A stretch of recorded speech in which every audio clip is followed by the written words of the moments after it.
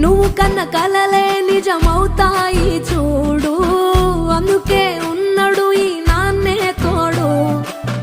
దశరథ మహారాజే నాన్నై పుట్టాడు, నువ్వు రాముడంత ఎదగరనేడు.